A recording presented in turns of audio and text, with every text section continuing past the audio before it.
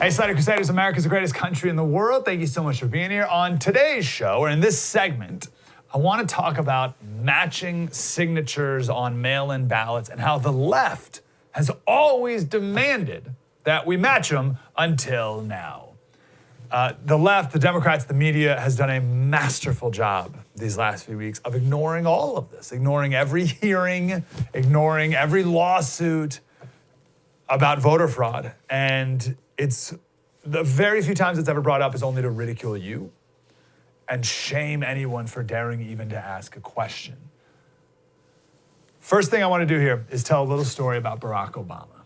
Barack Obama's first elected office was Illinois State Senate. So here's the backstory to that. That was in 1996. The background is in 1994, the congressman of the 2nd District in Chicago was indicted on child porn and having sex with his 16-year-old campaign worker and trying to get photographs of a 15-year-old, like the whole thing. So there was an open congressional seat. The state senator, Alice Palmer, she said, I'll run for that seat in the special election. So she gave up her state Senate seat and endorsed this unknown guy, Barack Obama. She ended up losing the congressional special election. She got a distant third. Jesse Jackson Jr. won the primary. So she got a distant third in the primary. So then she decided to run again for her state Senate seat that she already left and endorsed Barack Obama to take. Now, here's the important part of this story. Barack Obama, for that race, had 4 opponents. Obama had 4 opponents in that election, but he ran unopposed. How's that for a riddle? He had 4 opponents in this election, but he ran unopposed. How? On the last day it was possible to do this, he filed a complaint to validate the signatures of every candidate. In Chicago, in Illinois, you need, well, in this race at the time, each candidate needed 757 valid signatures in order to get on the ballot. And Obama's team filed a complaint to the Board of Elections to validate the signatures. And every single candidate fell below the number of signatures they needed to get on the ballot. He kicked them all off the ballot. Alice Palmer, she submitted 1,600 signatures, and she got knocked down to 561. And again, she needed over 700. He kicked her off the ballot. All the opponents he had, in total, 62% of their signatures were invalidated. Statewide, it's usually about 30% whenever they do a check like this. But for Obama's opponents, it was 62%, 65% for Palmer herself. And then he ended up running unopposed. That was his first election. And then he became president of the United States not long after that. Now, obviously, you can argue that this isn't the same as invalidating absentee ballots, right? So Trump, in other places, but in Wisconsin in particular, wants to invalidate, I think the last I heard was 220,000 total, invalidate 220,000 votes total in Wisconsin for different reasons. But I think it was up to 100,000 for people who voted absentee but never requested one, which is blatantly illegal. It's like in the law, like you must request a ballot in order to vote absentee. Here's 100,000 people who did not request, yet still somehow did. He wants those thrown out. Biden's up by 20,000 in Wisconsin right now, right? So he wants those invalidated. And there's precedent for courts doing that. But I understand the argument like, oh, Obama just did that with signatures to get on the ballot. This is different because Trump wants to get rid of the ballots. Yeah, I get it. Here's the reason I really bring this up. How has the media described this tactic from Barack Obama back in 1996? Right? Anytime the media writes about it, they say, well, there's just Chicago politics for you. Some hardball Chicago politics. You know, politics ain't beanbag in Chicago, you know. Every article is framed as like this nostalgic, fun Chicago way of doing politics. And today, whoa, if you want to validate ballots with signatures, you're a Klansman. You're a horrible racist. You want to disenfranchise black voters, which is what Obama did back in 1996, right? We don't even have to go back that far. This is Barack Obama in 2008. They're talking about people mailing in their ballots. Do you trust the security, the honesty of such an election process? Well, I think we'd have to figure out whether this was fraud-proof. I mean, Oregon, for example, has a terrific mail-in system, but they've already scanned everybody's signatures who's registered to vote so that they can check to make sure that, in fact, the right people are voting. And that's something that I think you'd have to figure out. Oh, check signatures? Check signatures on mail-in ballots? What? What a racist! Oh, my goodness. Tear down all of his statues. Let's go to Georgia. Now, we've talked a lot on the show every day. We've done something on the latest with Trump's legal strategy. And there's pros and cons to what his team is doing. What they're doing is they're leveling many, just piles of accusations, right? Many different aspects of voter fraud. And it's good because there's a lot of examples of voter fraud. There's lots of ways to do it. And you add them all together and you get a big number. But the problem with it is it's hard to follow. And it may be good legally, but it's not super effective in the court of public opinion because it's hard for people to wrap their head around all the different arguments and examples that they're giving. When you give a ton of examples. Oh, here's an analogy. I always get frustrated when reporters, they get one question to ask the president. Right? This is your time. This is your moment. And they ask 2 or 3 questions. And if you ask any more than one question, the president just dismisses them all and answers whatever he wants to answer. But if you ask one question, boom, laser focused one question, then he doesn't have as much room to dodge. Right? So it's the same thing here. When Trump's team presents 1,000 examples of voter fraud, it's very easy for the left to dismiss them all and just be like, I don't know. So there's pros and cons to what Trump's team is doing. It may be better legally, but some arguments are on the convincing scale. Some are just rock solid. I mean, some are just like, so I'll give you one. So Trump's losing Georgia by 12,000 right now. So this is from Sidney Powell's lawsuit. So this is, there exists clear evidence of 20,311 absentee or early votes in Georgia that voted while registered as having moved out of state. So there's 20,000 absentee or early votes in Georgia of people that registered as having moved out of state. These persons were showing on the National Change of Address database as having moved or having filed subsequent voter registration in another state as evidence that they moved and even potentially voted in another state.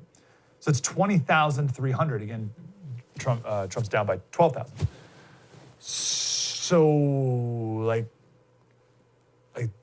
that's like, I didn't talk about Hugo Chavez and like crazy conspiracies from Venezuela. Like it's like math. That alone, does election integrity matter or not? Not anymore, I guess.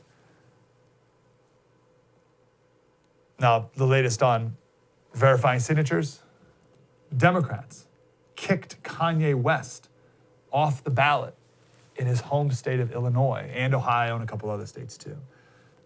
The Democrats, Biden's team, did not want Kanye on the ballot because they thought he would take away votes from Biden. So they did the same thing against Kanye by kicking him off the ballots. So in Illinois, he needed 1,500 signatures to get on the ballot for president. He provided 3,128, and they did a strict signature match, one by one, and kicked 1,900 signatures off, putting him well below the 1,500 he needed, and he was never on the ballot.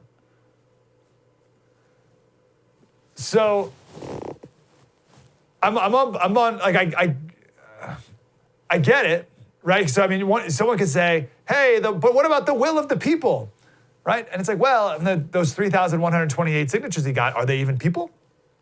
I mean, you go through the list and you're like, oh, well, that's Mickey Mouse, right? And you know what I mean? And like, well, those aren't even really people. So I'm okay with Biden's team doing this to Kanye. And I'm okay, you can call it hardball, whatever. I'm okay with Barack Obama doing that back in 1996. Like, let's confirm that these are actual people and that they're in the district, right? And that they're legally eligible to vote and sign a petition to get you on the ballot. Let's confirm that. So I'm okay with Obama having done that. I'm okay with Biden teams having done it. I just want to do the same thing now. This is the Ohio Secretary of State.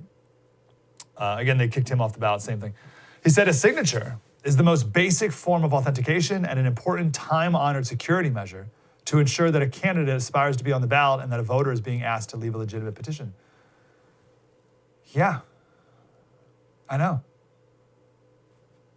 There's no reason that we shouldn't have the same level of scrutiny, or dare I even argue for a much higher level of scrutiny with each vote in the actual election, not just a petition to get on the ballot in an election.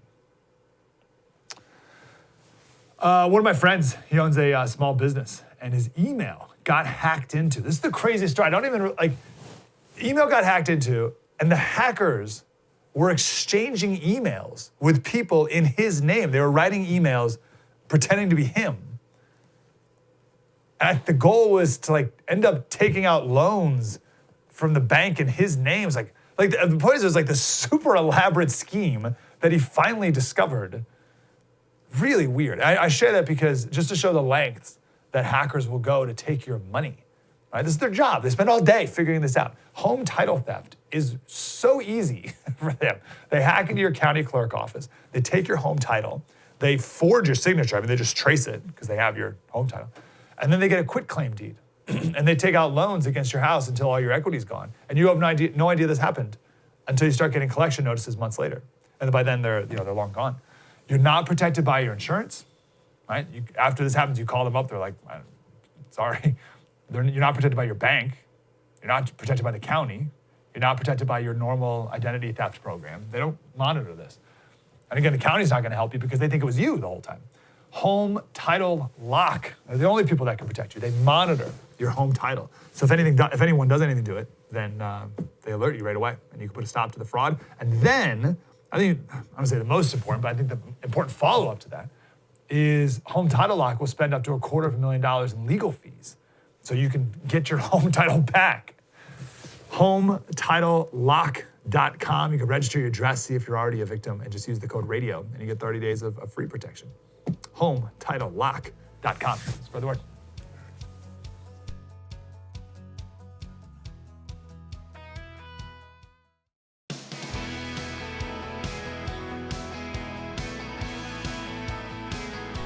Hey, Slater Crusaders, I want to share a local San Diego story. It's where I live. But this is clearly happening all across the country here. We actually talked a little bit about it, I think it was last week, and then Tucker Carlson did a segment on it because he went to this private school. La Jolla Country Day, $37,000 a year to go to La Jolla Country Day School. $37,000. So the very short of the backstory is a student wore a MAGA hat to campus, a high school senior, wore a MAGA hat, and the principal sent an email to the teachers, which one of the teachers sent me. And he talked a little about COVID, and then the principal said, we also had a student wear a MAGA hat today. I've talked with that student who now understands why that hat is offensive to our community. He will not wear it again.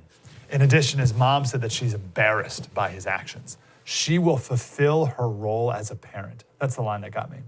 We will continue to grow as a community that sees and values the dignity of all people. So we've been talking about this a ton on my local radio show. And this school has since taken a lot of incoming. I've received 4 emails from parents who were going to send their kids there next year. One of these parents was an alum themselves who now are more aware of what this school really is. I've received emails from parents who currently go, who are taking their kids out. I've received emails from conservative students saying it's brutal to go to school there. They had to take an art class honoring the memory of George Floyd. They had to take a school seminar on gender pronouns. Every email has to end with your gender pronouns. That was in middle school. Guest speakers talking about defunding the police, white fragility, the whole thing. This isn't about the MAGA hat, right? I mean, that's just the final straw. The question is it worth it?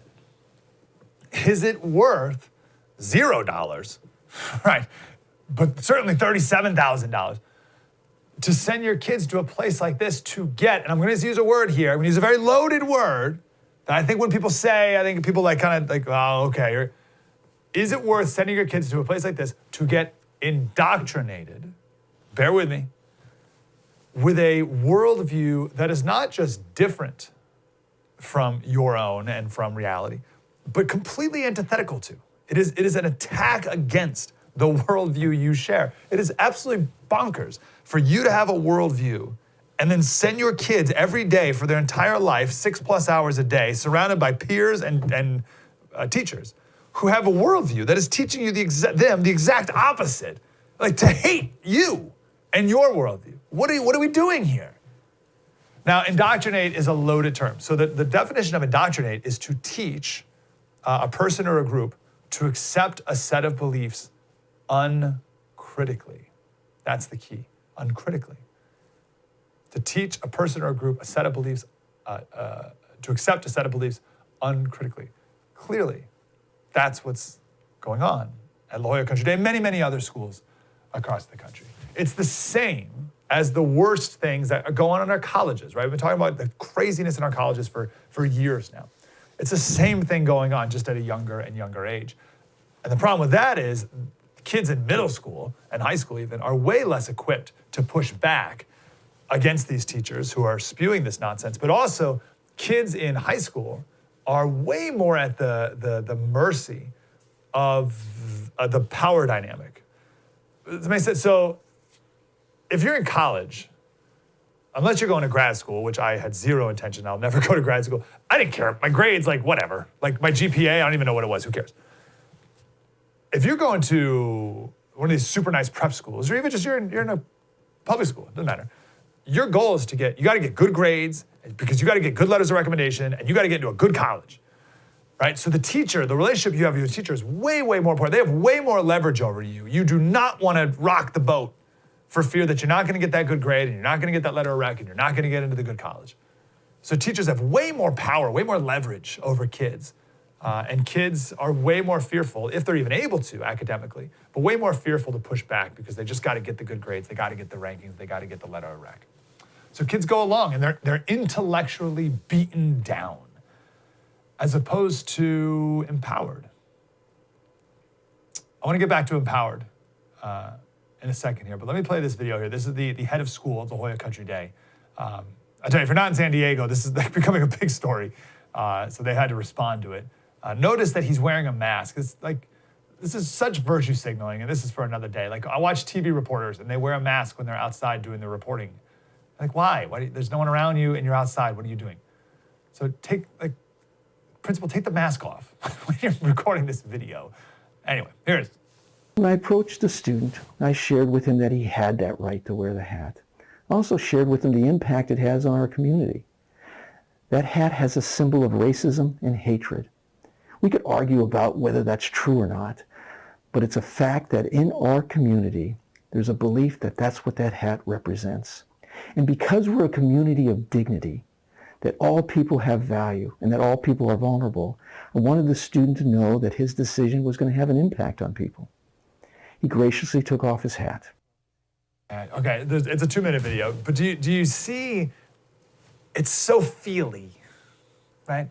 Do you see how feelings-based that is? It's all about feelings, victimhood, and disempowerment. And I love this line. He said that hat has a symbol of racism and hatred, which is a weird way to phrase that. I'm going to go with is. He probably meant to say that hat is a symbol of racism and hatred.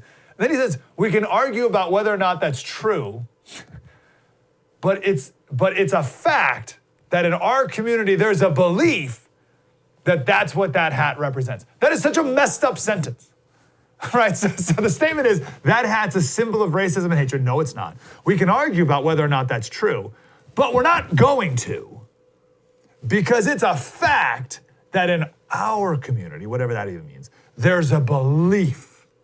You got it? So it's a fact that there's a belief. Is it true? Whatever. It's a fact that there are feelings. That's what he said. It's a fact that there are feelings, and feelings matter more than facts. That's the quality of scholarship that they're teaching for $37,000 a year. That's the quality that the head of school, they call him, the principal, demands out of students. A sentence like, it's a fact that it's a belief that is the symbol of racism and hatred. No proof, no evidence, no insight, no argument, no stories, no data. Why?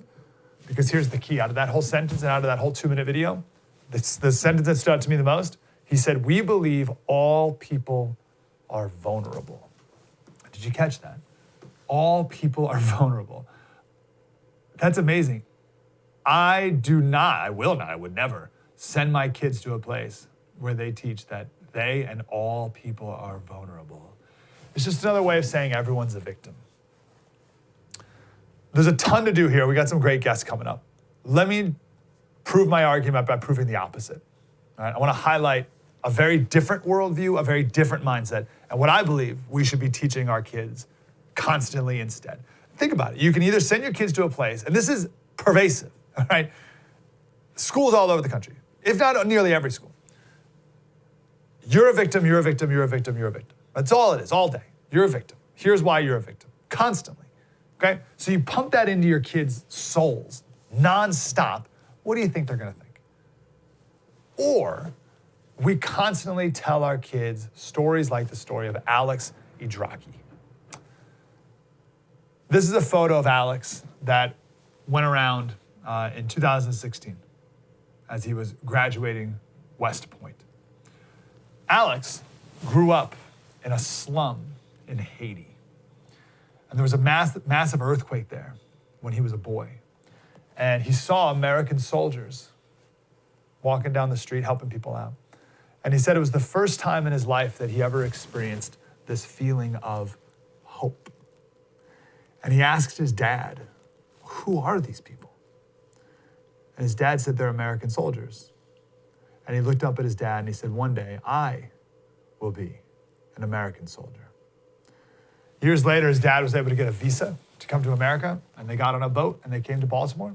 Alex joined the National Guard and then he went to West Point. He had no education. I mean, he grew up in a slum in Haiti, but he graduated in the top 5%, both physically and academically from West Point, majored in physics, and now he's a Black Hawk helicopter pilot. Alex is black man, immigrant, poverty, no education. So it's four victimhood points: black man, immigrant, poverty, no education. And now he flies Black Hawk helicopters. So what's your excuse? Especially at La Jolla Country Day, I maybe should have said this up front. La Jolla is the richest neighborhood in San Diego. It's where Mitt Romney lives. Mitt Romney, that's where one of his houses are that has an elevator in the garage for his car. Okay, that's La Jolla. Okay? So you go to La Jolla Country Day for $37,000 a year. What's your excuse? The guy from the slum in Haiti could make it. And you're gonna be all, "Oh, someone wore a MAGA hat. Oh, I can't even." Kids need to be empowered with these stories. There's no way that if this stories like this, and it's just one of like a billion, if stories like this just infiltrate, just permeated the soul and the psyche and the ethos of the school, there's no way someone wearing a MAGA hat would be like, "Oh, I can't, the dignity of humans, I can't, you gotta take it off, you're hurting." Like, no way. But we've just raised a bunch of pathetic, puny weaklings. So is the principle, I suppose. Plutarch, the Greek philosopher, he said we should teach while still a child the tale of noble deeds. We should teach while still a child the tale of noble deeds. There's a great book that I read with my kids every day. It's called, I don't know what it's called. If you Google Bill Bennett, like America kids book or something, it pops up. And it has these wonderful stories that have been told for generations in America. And it's who we are. And it's just virtues told through amazing stories. And just the other day we read with my kids the George Washington and the Cherry Tree. I cannot tell a lie, right? Now, it's not a true story, but it doesn't matter. It's a story that shapes worldviews, it shapes behavior, it changes character. It's about training and raising up our kids and setting an example that you can do this as opposed to you are weak and vulnerable. So my point of all this is you are the parent. You're the parent. You're in charge of this. You are the gatekeeper of the people that your kids spend time with. You must actively, purposefully, with intention, select the people that you want in your kid's life and select it very carefully. And it's not that the people that you put in your kid's life have to agree with you all the time. That's definitely not the best thing. But they have to at least be intellectually honest and curious people. And humility comes from that, and then wisdom. Did you see Bitcoin is at an all-time high? Right? Why? Why is Bitcoin? It's all about currency debasement. That's it. And that benefits gold as well. Stock market's doing great. That's awesome. I hope it keeps going gangbusters. But the foundation of our economy right now is terrible, right? I mean, we're just printing money like it's nobody's business. Inflation will come. It can't not. And when that happens, it's all about gold, because you can't print more of that.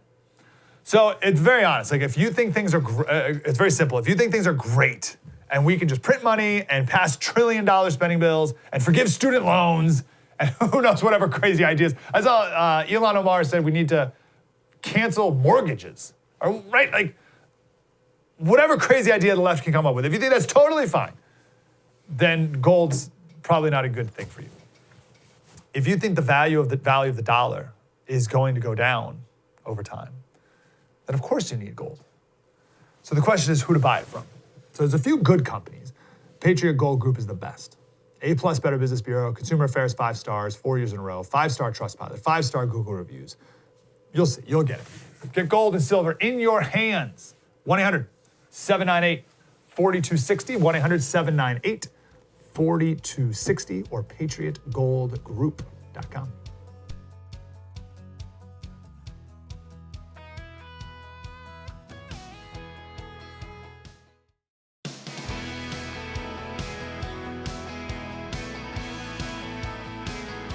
Hey, Slater Crusaders. So China is still a major problem that I know we haven't talked about a lot recently, at least. But we have some. CNN did a report the other day on how China has actually handled COVID, and shockingly not as well as has been portrayed these last few months. What does China think about a potential Joe Biden presidency? What do they think about our election chaos? I want to talk about all that. But first, did you see what happened with China and Australia yesterday? Lots to talk about. I want to do this with Wei Zhong. He is a senior research fellow at the Mercator Center at George Mason University. Mr. Zhong, how are you, sir? Very good. How are you? Thanks for having me, Mike. Wonderful. Good to talk to you. Yeah, let's start with what happened with Australia. So what's the backstory here, China and Australia? So I think the backstory here is that Australia is has been in the middle between China and the U.S., or the U.S. and its allies, where with China there's a lot of economic interest. So they is friendly toward China for quite some time. But then on security issues, it's obviously aligned with U.S. and its allies. So it's kind of caught in between China and the Western world that China has been now competing with, obviously. So my understanding is some senior high-level guy in China tweeted out a picture of an Australian soldier cutting the throat of a Afghani child. Is that right? Yeah. Well, so what in the whether world? it's true or so that's where the controversy is, and I think China has been trying to sort of portray Australia in a way that it's easy for China to use economic appeal to them, to say you guys should be our allies instead of siding with the U.S. and come after us. Is that photo real, or is it a doctored photo? Now that I'm not sure. Now I am a scholar specialized in studying Chinese propaganda and use that to predict Chinese government's policies. And I've developed with my research team a tool called the Policy Change Index, where we try to analyze official communications coming up from the Chinese government to see their postures when it comes to international issues. And what we have found is that actually for past several years, China has been increasingly emphasizing how important for China to be in the leadership role on the global stage. And that's in line with the President Xi Jinping's policies for quite some time now, of trying to take leadership and go after Western countries like Australia, like the U.S., and obviously the election now in the U.S. is giving them a lot of talking points to say, democracy is not that great, and we are much stronger. Okay, last point on the Australia. So what's the goal with tweeting out this? And it looks like a fake picture, but right, what's their end goal of doing that from a propaganda standpoint? So from a propaganda standpoint, I think it's important for the Chinese government to portray Western democracies in a way that's it's not benign, it's evil. And so that sort of gave excuse to the Chinese government to say, our institution is more superior. So election is not important, democracy is probably not important, because we are the government, we are smarter, we are here to help and see if we can do it better than all these adversaries from their perspective. Wow. Was that propaganda for the Chinese people, or was it for the people of Australia? I think it's for the Chinese people. To the Australian people, a better goal would be to say, we have a lot of money, basically, right? So if you're interested in doing business with us, then you should be more friendly toward us. I think that will appeal much more to the Australians. And it's worked for a long time. It's tricked a lot of Americans. We know that. All right, let's talk about the chaos here in America. So I'm guessing that the Chinese people, or at least the Chinese government, see this as weakness. Is that right, what we're doing here in America? So far, there are some signs that might be perceived as weakness. And a good benchmark, I should say, to compare this with is the 2000 election, Bush v. Gore. And so back then, the Chinese propaganda has very strong interest in covering the U.S. Legal battles surrounding the 2000 elections. And so they cover from all the way from federal court in Florida all the way to the U.S. Supreme Court. So they talked about hanging chairs and swinging chairs, that kind of things, and equal protection. So two of them, the fact of having an electoral dispute, it's not a weakness per se, but it's how two parties approach that. And so far, it might appear to them that if there's any sign that says the legal system is not fair toward each candidate, that might actually be a weakness, because that's a weakness in the legal system, which is at the center of American democracy. Man, they'd be right, I think, on that. What do the people of China think about the fact that we have elections and transfers of power, and they don't? How does the people of China view that culturally? So culturally, obviously, there's interest in portraying to a Chinese audience that whenever there's non-peaceful transfer of power, that's the weakness of Western democracy.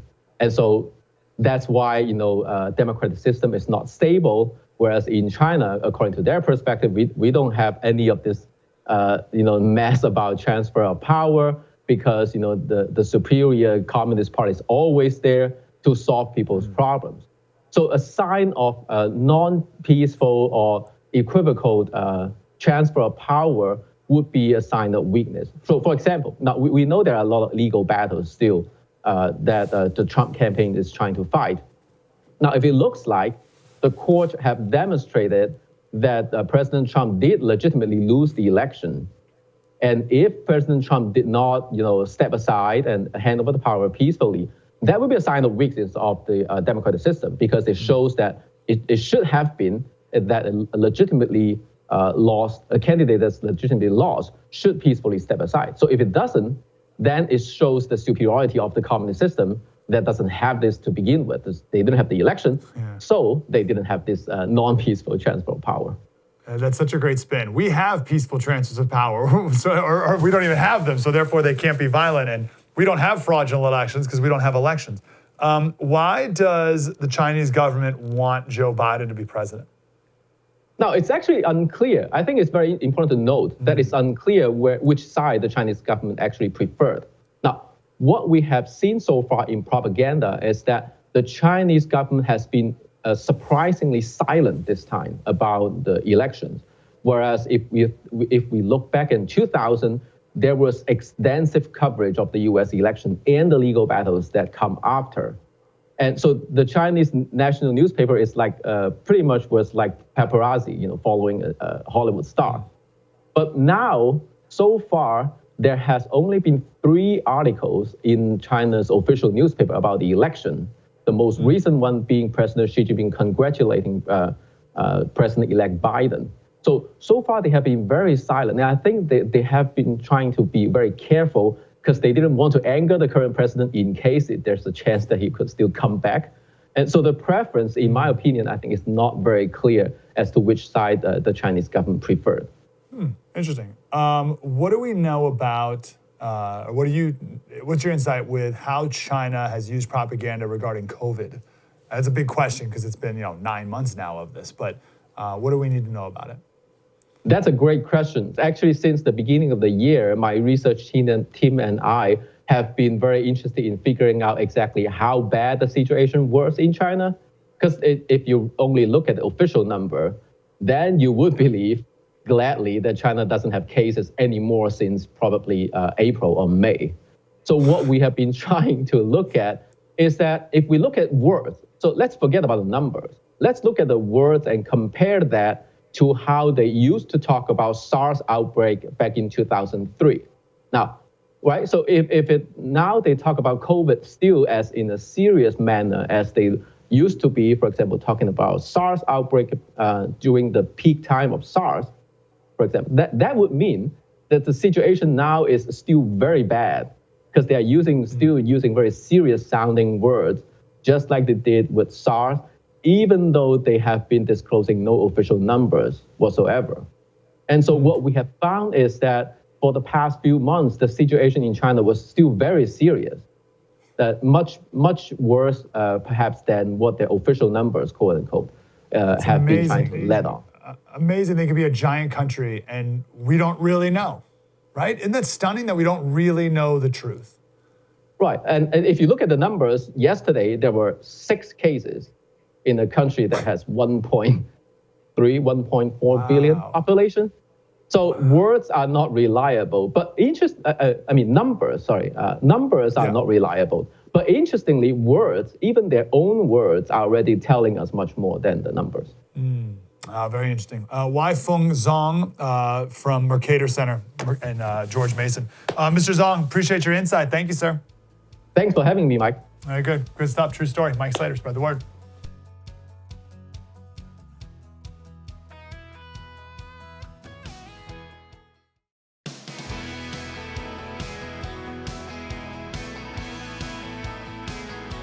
Hey, Slater Crusaders, I want to get to our next guest who used to be a member or a part of Antifa.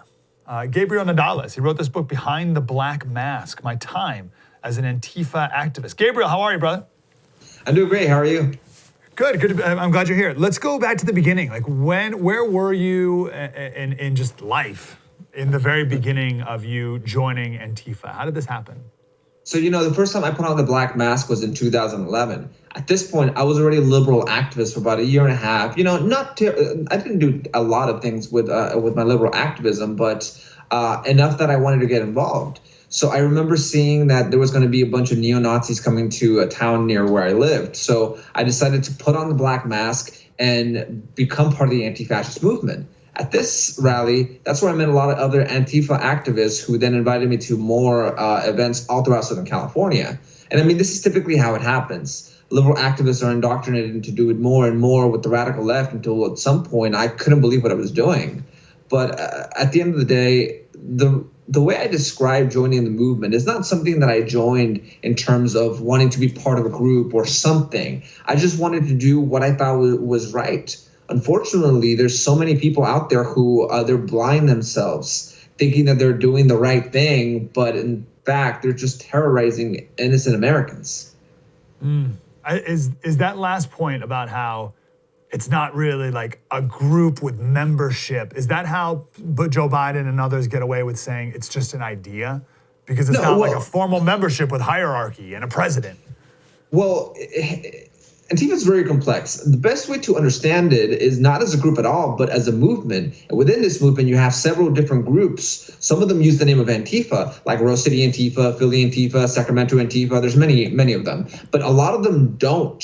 You would have like the 161 crew, the Redneck Revolts, the Anti-Racist Action. There's a lot of them. And the point being is that the same way that Antifa activists hide behind a black mask to hide their identity, well, all these groups use the banner of Antifa to hide their true identity because they want to make it seem that they're not really as organized as you may think. Some of them are connected with one another. In fact, in 2013, about 9 Antifa chapters, Rose City Antifa, the one in Portland being one of them, they formed something known as the Antifa Torch Network, or the Torch Anti-Fascist Network.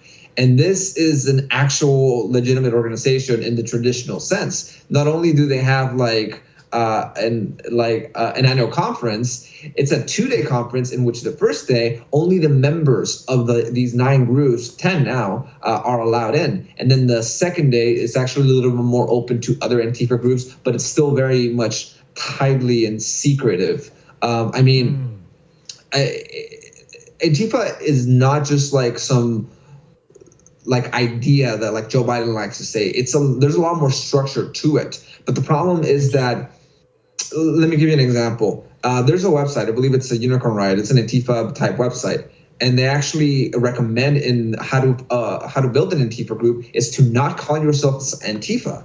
And the reason is because if you say have a group that the media starts saying, oh, like Rose City Antifa is doing this, then all of a sudden it's national news. But if you call it your group, like say Las Cruces United Against Racism, well, all of a sudden the media kind of ignores it because they're like, it's not Antifa, it's just some other random group. I mean, that's actually their plan to avoid being in mainstream. Or says, oh, they're noble people fighting against racism if they want to get tricked like that. Let's talk about this black mask. This is such an interesting psychological thing, right? And you brought it up right away, which is interesting too. What do you get by putting the black mask on? Why did you do that? Was there power behind it? Was it what did you get with the anonymity? Why the black mask? Well, it doesn't necessarily have to be a black mask. It just has to keep you anonymous. The black bloc can come in many ways. Typically, it's called the black bloc because everybody dons black clothing to make sure that nobody is really recognizable. But in Portland Antifa, they actually upgraded that. For example, a few months ago, we saw the moms against police brutality, or the dads, and or with their lawnmowers, or the things that spew out air. I forgot what they're called. Leaf blowers. Yep. Leaf blowers. There we go. And that's also part of a way to disguise and keep people anonymous. Because let me tell you, a lot of those moms that were in Portland, they weren't moms, they were radical activists, but they made it seem that they were part of this large movement of moms to make sure that they were anonymous to get sympathy from the media. But that being said, when you become anonymous, when you actually cover your mask, you feel you feel powerful. I remember, and I talk about it in my book, and there's one incident where I was in Pomona, California, doing, part of the Black Bloc. And I remember I was trying to climb this statue and I don't think I would have ever done that in front of the police officers if I was not anonymous. And the main reason to keep anonymous is to make sure that you can get away with violence and not get arrested. Did you get a rush when you were a part of all these things? It's exhilarating. I can tell you that much. It's not something that I'm not a junkie. What are they called? An adrenaline junkie. It's not like I was getting a thrill out of that. But yeah, there is a rush where you start to think wow, this is actually happening.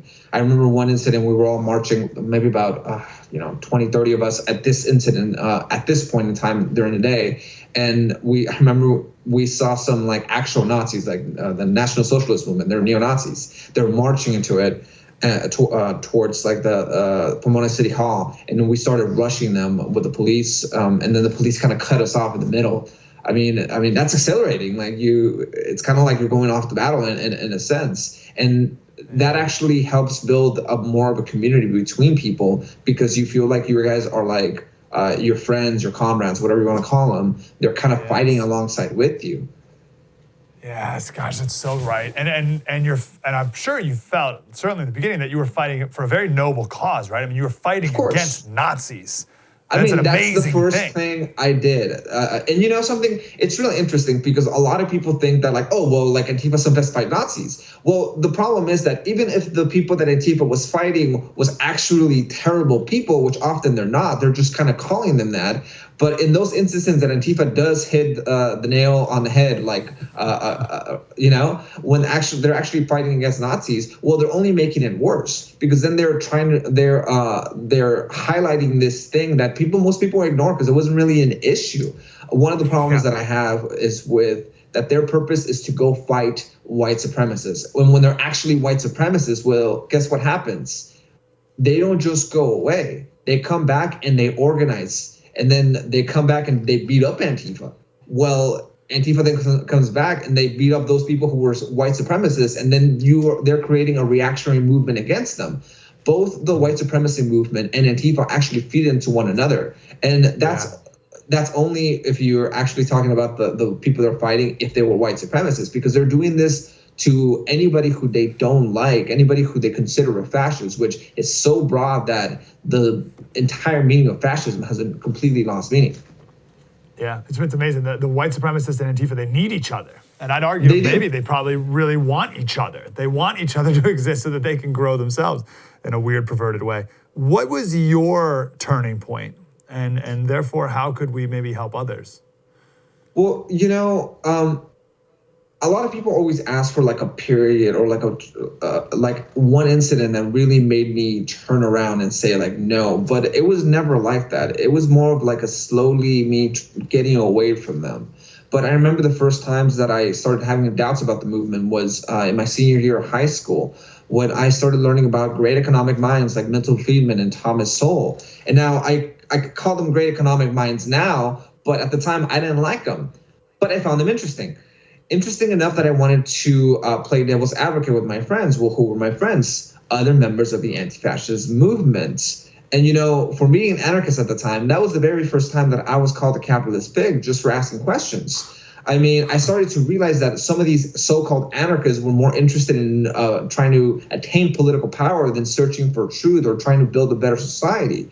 There's one incident where I was having a discussion with this so-called anarchist, and he said that we were talking about the role of government. I told him, look, I don't believe in government, but if a government's to exist, then it should be there only to help protect the rights of people. He turned around and said that, look, I don't believe in government either, but if one is to exist, it should be there to help everyone or as many people as possible. And that just didn't click with me. I just thought, well, you're saying you don't like government, but if one exists, it should be the biggest, massive bureaucracy that you could possibly think of. Because if a government is big enough to give you something, it's big enough to take it all away and even more. And so after these discussions, I slowly started kind of disassociating myself with the movement, because I started kind of seeing the flaw in their logic, and a lot of them were kind of hostile to my ideas, or not even my ideas, just to the mere fact that I was asking questions.